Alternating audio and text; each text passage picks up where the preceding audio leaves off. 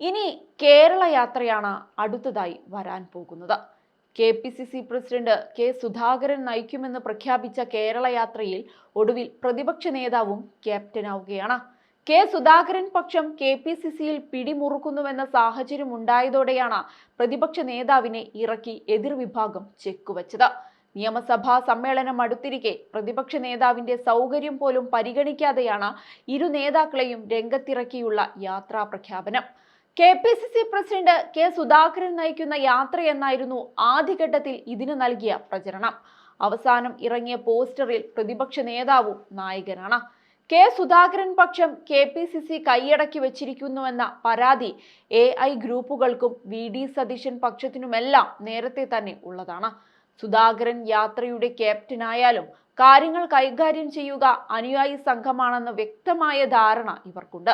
ജനുവരി 21-ന് കാസർഗോഡ് മഞ്ചേശ്വരത്ത് നിന്നും ആരംഭിക്കുന്ന യാത്ര തിരുവനന്തപുരത്ത് അവസാനിക്കുന്ന രീതിയിലാണ് ആസൂത്രണം ചെയ്തിരിക്കുന്നത്.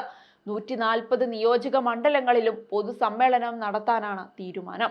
ലോക്സഭാ തെരഞ്ഞെടുപ്പ് മുന്നിൽ കണ്ടുള്ള യാത്രയിൽ ദേശീയ നേതാക്കളും പങ്കെടുക്കുന്നുണ്ട്.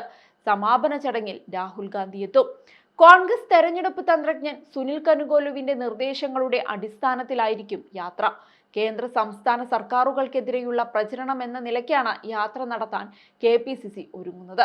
ലോക്സഭാ തെരഞ്ഞെടുപ്പ് മുന്നിൽ കണ്ട് മണ്ഡലങ്ങളിൽ സജീവമായി പ്രവർത്തിക്കാൻ MP-മാർക്ക് നിർദ്ദേശം നൽകിയിട്ടുണ്ട്.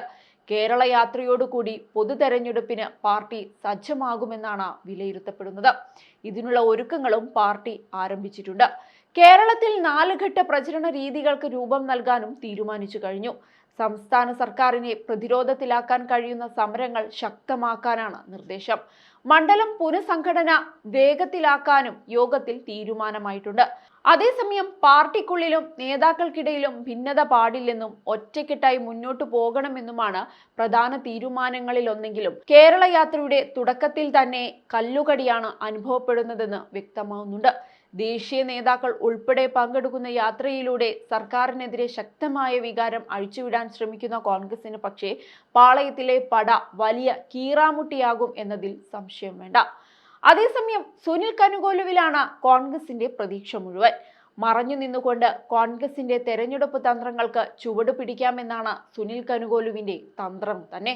കർണാടകയിൽ കോൺഗ്രസ് താമര പിഴുതെറിഞ്ഞപ്പോൾ അതിനു പിന്നിൽ പ്രവർത്തിച്ച ഏറ്റവും വലിയ കൈ സുനിൽ കനുഗോലു എന്ന രാഷ്ട്രീയ തന്ത്രജ്ഞന്റേതായിരുന്നു. കർണാടകയിലെ വൻ പരാജയത്തോടെ BJP ദക്ഷിണേന്ത്യൻ അധികാര ഭൂപടത്തിൽ നിന്നും പടിയിറങ്ങുമ്പോൾ കോൺഗ്രസ് പാർട്ടി ഏറ്റവും കൂടുതൽ കടപ്പെട്ടിരിക്കുന്നത് സുനിൽ കനുഗോലുവിനോട് കൂടിയായിരിക്കും. CPM കേരളത്തിൽ നടത്തുന്ന സംഘടനാ പ്രവർത്തനങ്ങളെ പൊളിച്ചെഴുതി അടുത്ത ഭരണം പിടിക്കാനായി കോൺഗ്രസ് ആയുധമാക്കാൻ ഒരുങ്ങുന്നത് കനുഗോലുവിനെയാണ്. കഴിഞ്ഞ വർഷമാണ് അദ്ദേഹം കോൺഗ്രസിലേക്ക് കാലെടുത്തു വെച്ചത്. സ്ട്രാറ്റജി വകുപ്പിന്റെ തലവനായി ചുമതലയേറ്റതു മുതൽ അദ്ദേഹം ലക്ഷ്യമിട്ടത് 2023-ലെ കർണാടക നിയമസഭാ തെരഞ്ഞെടുപ്പായിരുന്നു. കോൺഗ്രസിന്റെ ദിശയില്ലാത്ത തെരഞ്ഞെടുപ്പ് പ്രവർത്തനങ്ങൾക്ക് ഒരു അടുക്കും ചിട്ടയും ഉണ്ടാക്കിയത് കനുഗോലുവാണ്. ഭാരത് ജോഡോ യാത്രയിലൂടെ രാജ്യത്തുടനീളം രാഹുൽ ഗാന്ധി കോളിളക്കം സൃഷ്ടിച്ചപ്പോൾ അതിന് പിന്നണിയിൽ നിന്ന് ചൂട്ടുപിടിച്ചതും ഇദ്ദേഹമായിരുന്നു. അതാണ് കേരളത്തിൽ വൻ പ്രതീക്ഷയുമായി കോൺഗ്രസ് ഇന്ന് നീങ്ങാൻ കാരണം.